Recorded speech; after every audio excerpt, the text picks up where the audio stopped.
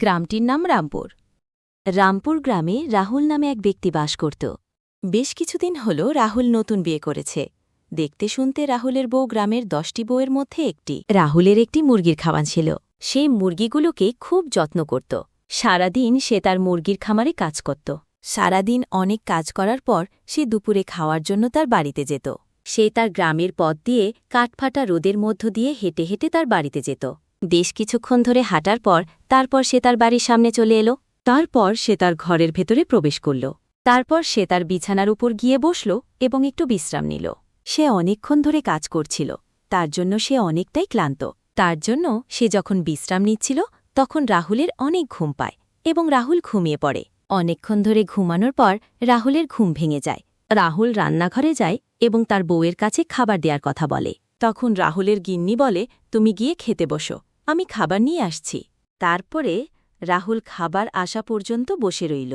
রাহুল খাওয়া দাওয়া শেষ করে আবার হাঁটতে হাঁটতে তার খামারের দিকে যেতে থাকে। গ্রামের এই পথ দিয়ে রাহুলের দিনে অনেকবার আসা যাওয়া করতে হয়। গেল সেদিন সন্ধ্যায় রাহুল বাড়ি ফিরে দেখে তার স্ত্রী মেঝেতে শুয়ে আছে। সে বলল, উপরে এসে ঘুমাও। তার স্ত্রী হেসে বলল, তুমি আগে ঘুমাও রাহুল, আমি পরে আসছি। রাহুল ভাবল হয়তো ক্লান্ত। সে আর কিছু না ভেবে ঘরে চলে গেল। কিন্তু সে জানত না সেই রাতে তার প্রিয় মুরগিগুলোর আর ফেরার দিন নেই। প্রতিদিন প্রতি রাত একটি করে মুরগি হারিয়ে যাচ্ছিল। রাহুল কাঁদেনি, অভিযোগ করেনি। সে শুধু ভাবত সব ঠিক হয়ে যাবে, তার স্ত্রী যেমন বলত। এবং পরদিন রাহুল আবার মুরগির খামারে যায় এবং দেখে আরেকটি মুরগি নেই। এভাবে প্রতিদিন একটি একটি করে মুরগি হারিয়ে যাচ্ছিল। রাহুল খুবই হতাশ হয়ে পড়ে এবং বুক ভরা কষ্ট নিয়ে আবার হাঁটতে হাঁটতে তার বাড়ি ফিরে যায়। তারপর রাহুলের স্ত্রী রাহুলের কাছে আসে এবং রাহুল সব ঘটনা তাকে ভালোভাবে খুলে বলে।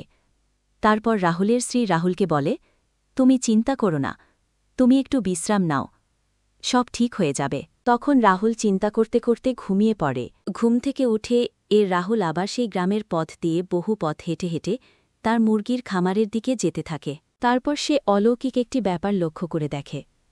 দিনের বেলায়ও তার একটি মুরগি হারিয়ে গেছে। তারপর সে তার বউকে সন্দেহ করে এবং দৌড়ে বাড়ি ফিরতে থাকে। বাড়ি এসে দেখে তার বউ ভূত হয়ে একটি মুরগি চিবিয়ে খাচ্ছে। এগুলো দেখে সে খুব ঘাবড়ে যায়। ওকে বন্ধুরা, আজকের মতন এখানেই বিদায় নিচ্ছি। পরবর্তী পার্টের জন্য চ্যানেলটিকে সাবস্ক্রাইব করুন এবং পাশে থাকা বেল আইকন বাটনটি অন করে রাখুন।